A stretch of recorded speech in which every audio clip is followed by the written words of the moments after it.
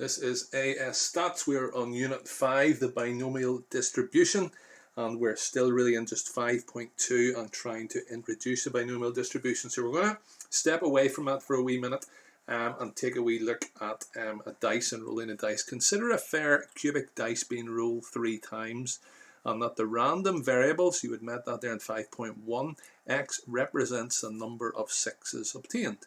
We will consider the outcome of a 6 as a success and any other outcome as a failure.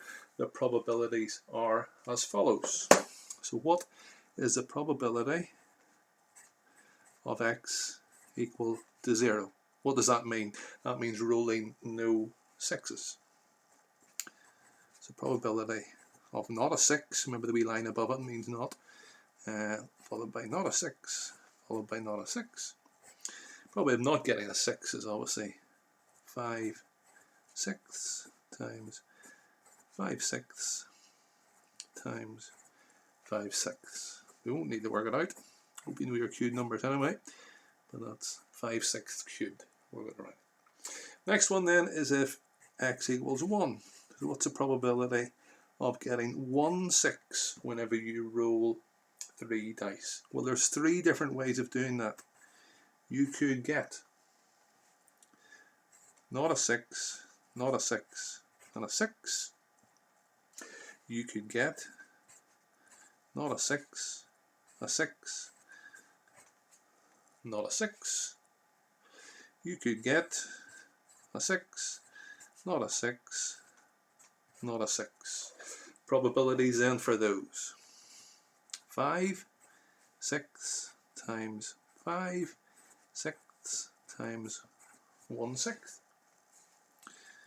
This one here would be 5/6 times 1/6 times 5/6. 1/6 times 5/6 times 5/6. If I bring those all together, 3 are the same thing, so it's 3 upon a 6th upon 5/6 squared. Hopefully you see where I've managed to get that from. Next option then is 2 6s.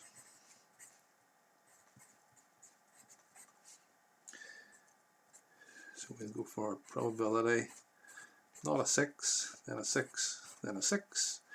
We'll go for probability of a 6, not a 6, and then a 6.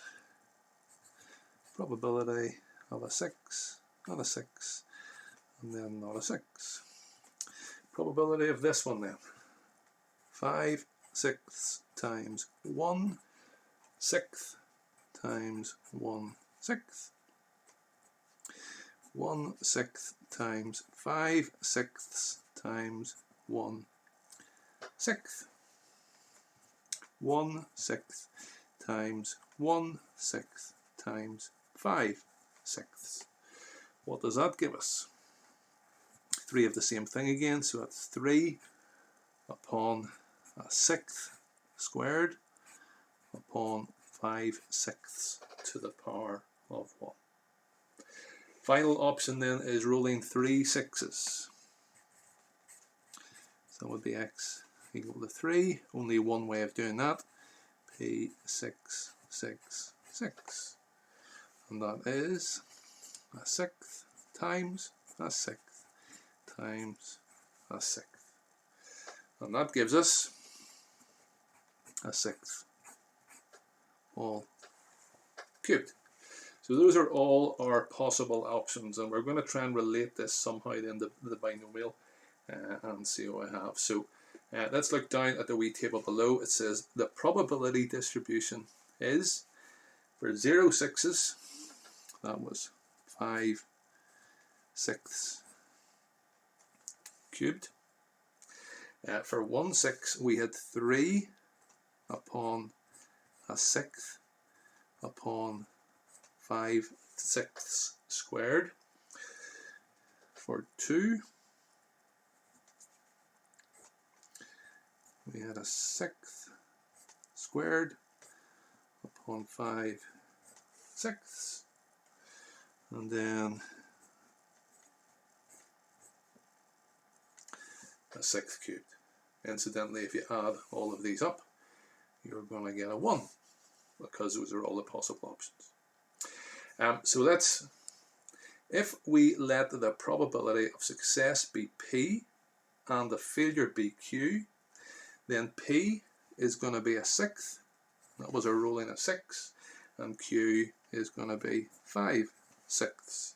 So I'm now going to do this table again below. Anytime I see a 5 sixths here, I'm going to exchange it for a Q. Anytime I see a sixth, I'm going to exchange it then for a P. So that's 5 sixths cubed. So that is Q cubed. 3P Q squared.